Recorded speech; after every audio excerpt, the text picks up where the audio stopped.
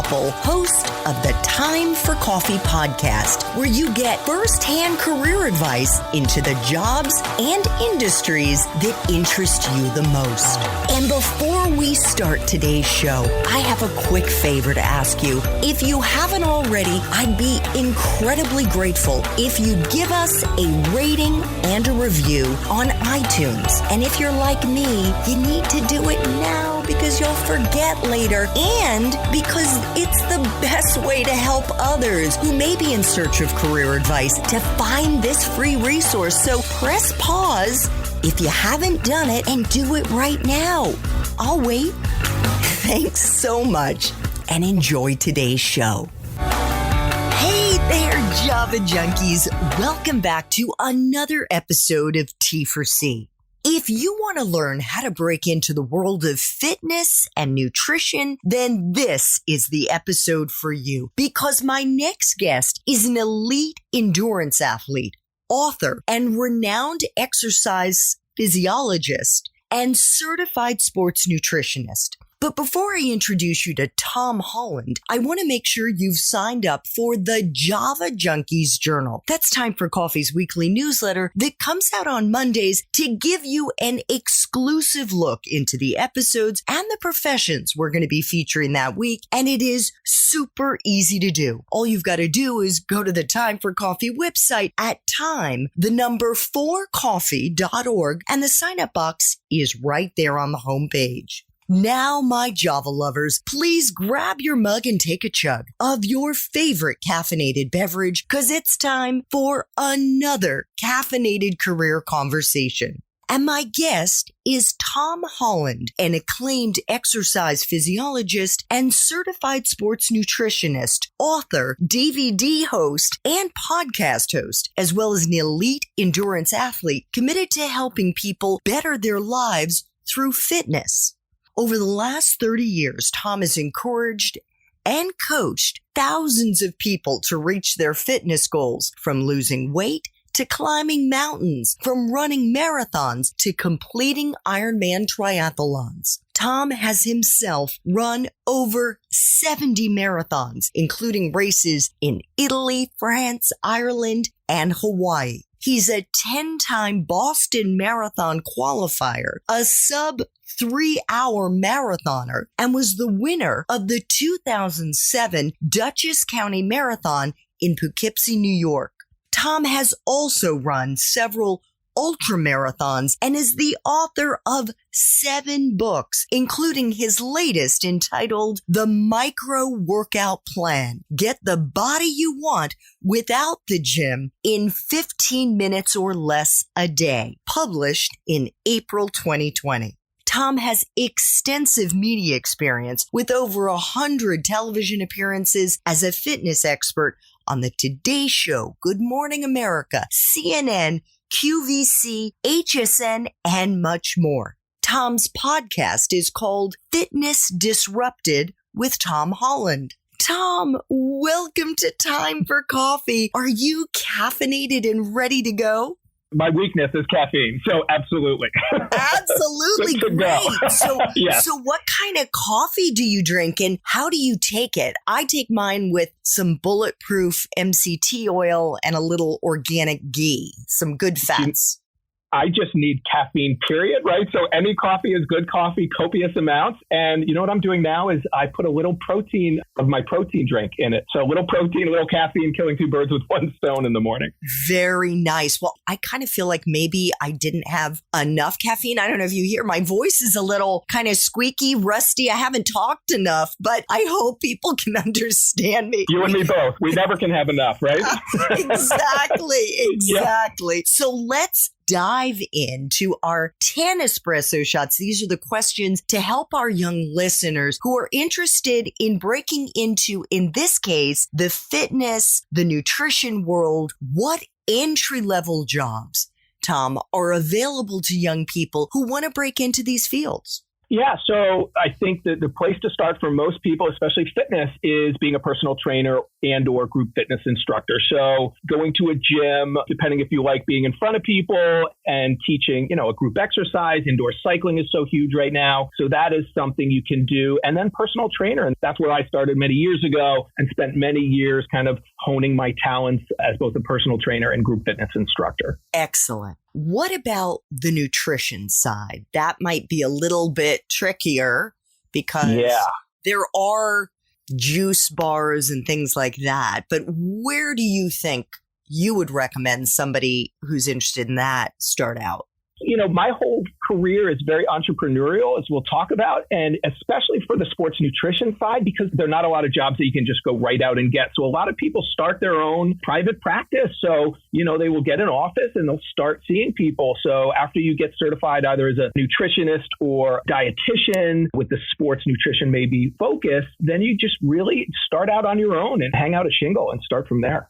Okay, great. I was just thinking there are now more restaurants that are focused, for example, in the plant-based world. I wonder if someone couldn't get a job, even if it's working as a server in one of those restaurants or whatever the establishment might be, as a way to get their foot in the door. That's a great point. That is such a great point on how to kind of get to know your industry inside and out. Absolutely. And again, that's what makes it so interesting. My career field is that it is about kind of blazing your own path and figuring out, are you plant-based? Is that something you enjoy? So yes, immerse yourself in that world. So you just separate yourself with that knowledge and experience. Cool. What about a useful hard and soft skill, Tom? And I'm not sure if you've got folks working with you in your business, but what do you think are the most important hard and soft skills that young people should be trying to cultivate right now if they want to get into these industries? Yeah, I love that question. And my industry is one where you can actually get away with a lot of the soft skills and not a lot of the hard skills. And that's a part of the problem, I would say. So in other words, it's very interesting. I say, a push-up is a push-up and a squat's a squat. So for me, I was going to get all those hard skills. I was going to get all the education and experience I could get. But then it comes down to those soft skills that are so important in my career. And it's the empathy, it's connecting with people, especially when you're talking about weight loss and people being uncomfortable and making change. So that ability to connect with people and actually be one of my number one skills, I would say, that I have worked on over the years and went back and studied in my master's work is listening skill. The ability to truly listen. I think there are very few people who do it really well. And it's really, really important, whether it's the fitness side or the nutrition side. And I think just knowing what I know about you, and as I'm sure our listeners can hear, on the hard skill side, being an effective communicator, both in the spoken word and also, look at that, you're a 7-time author. Right. And that was, when I truly decided, and I worked every job possible before, but I was always into the fitness, always doing it. But I said, I'm going to get in this industry that's unregulated. I just want to separate myself. And how do I do that? And my mentor was Jack LaLanne. And I thought, you know what? I'm going to get the most education I can. I'm going to have the most experience I can, just so I can truly establish myself as a brand that companies and people can trust. And so it was building both the education side as well as the kind of connecting with people side. Wonderful. Well, speaking of the education side, is someone's major a deciding factor to get into these professions? In other words, if they haven't studied exercise physiology, fill in the blank, as an undergrad, is it a deal breaker? Not at all. And, I'm a big believer even today, regardless of your profession, I'm a big, hey, go for the liberal arts education in your undergrad and then specialize. That's my personal take on it. But I didn't. I went to Boston College. I studied communication, and having those skills were really important. And then I went back for my master's in my specific field. So absolutely not. I think I'd rather be a more worldly and well-read person, because I think that comes into play, obviously, later on as well. Nice.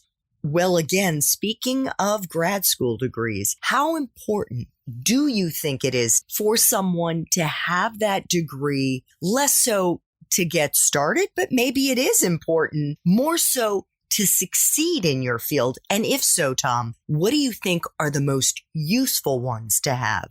Yeah, you truly separate yourself because there are so few people, I would say, in my field that do have those advanced degrees because, let's be honest, there are not a lot of jobs that call for exercise physiologists, which is why you had So you truly have to be an entrepreneur if you are going to do what I do. It's a little different on the nutrition side. It's super important. You're probably not going to get a job at a higher level if you don't have a dietitian, a nutrition degree. So yes, when the time comes, more so for the nutrition side, but even for the exercise side, one of the reasons companies now reach out to me is, again, they know that I have the expertise that very few do in this field. So you truly separate yourself in that regard. And do you think that the exercise physiology is the way to go? Are there other masters that you think would be useful for somebody to try to get?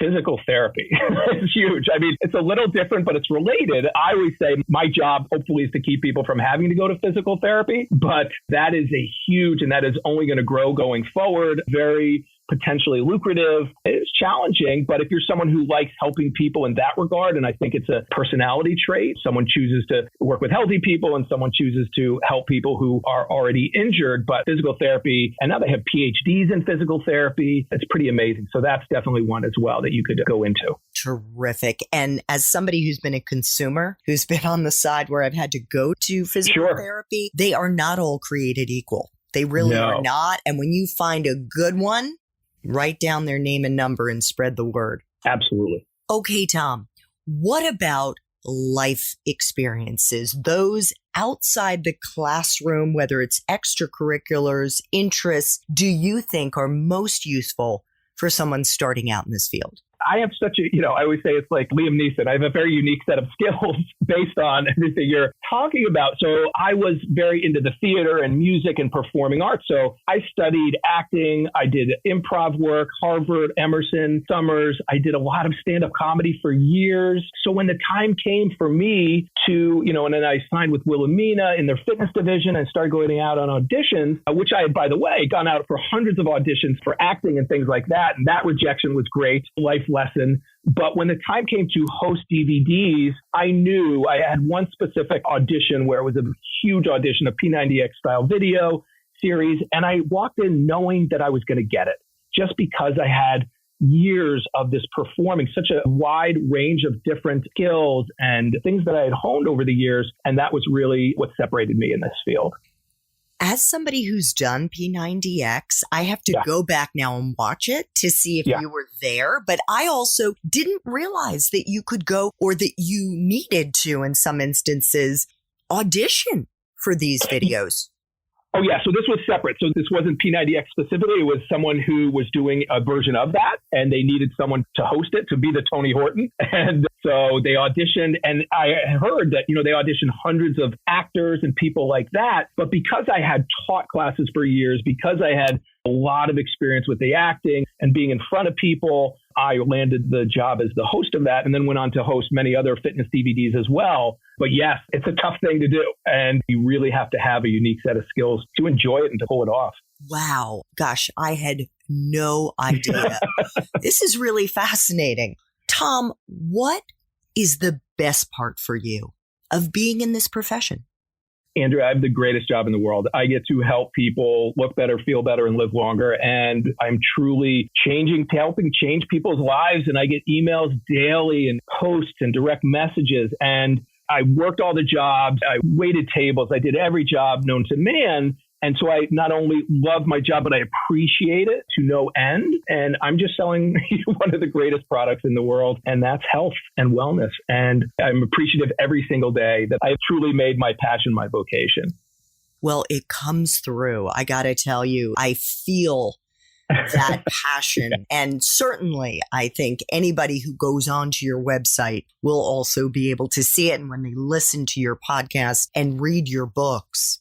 Now, we know, Tom, it doesn't matter how fantastic your job may be on any given day. There are going to be aspects that suck.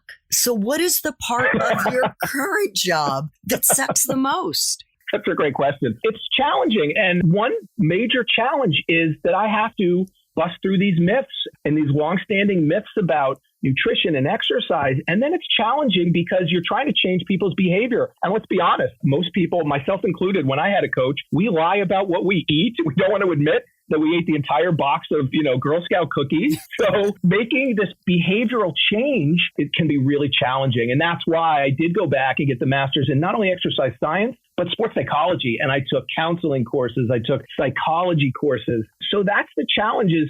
I know how great this product is that I'm selling, but getting the people to actually make those behavioral changes can be super challenging. So quickly, give us a myth that we would be maybe shocked to learn about and bust it right now. And maybe you already know, but one I still love is out there, and I do the Ironmans and the Ultramarathons, is that running is bad for your knees, right? And people still think the more you run, the pounding is so bad for you. And when I started my podcast, I got the greatest resource out there, Dr. Daniel Lieberman from Harvard, who has done just the greatest research into this and other things. And inactivity is actually worse for our joints than running and the pounding. And it's actually, runners have a lower incidence of osteoarthritis than do non-runners. So that's a big one. Oh my God. I love that. And I did not know that. Yeah, it's crazy. It's totally counterintuitive, but the science is there and it's strong. Tom, you don't even know how relevant this is for my life because I'm 56 years old and I am getting back into running. I used to be a big runner and then I stopped because of my knees, but I realized it's stretching that's super important. So I am super psyched to get out there and run after we finish our interviews. Okay, I've got 3 final espresso shots. Sure. What is the best career advice you've ever gotten? So funny. I've gotten very little. The one I think that stands out is a producer I worked for, actually, for that DVD series. He said, get the money up front. Don't get a cut. Don't get a percentage. A lot of times you got to chase people down. He said, just take the money up front. Take the lump sum. So I always thought that was pretty great advice. That makes life awesome. Easier. Absolutely. Pay it up front. Get it up front. Okay. What movies, if any, Tom, or Netflix, Hulu, Amazon, maybe even YouTube shows or books do you think accurately depict this profession? I can't think of anything because what I do is people look in my office all the time, Andrea, they look around and they see protein shakes and different gadgets and they say, what the heck do you do for a living? So I can't think of anything and it's horrible. It's so unique. I don't know. And that's horrible. Well, how about this? Let's pick the micro workout plan. Get the body you want without the gym in 15 minutes or less a day. Yep. Because that is a little window into your world.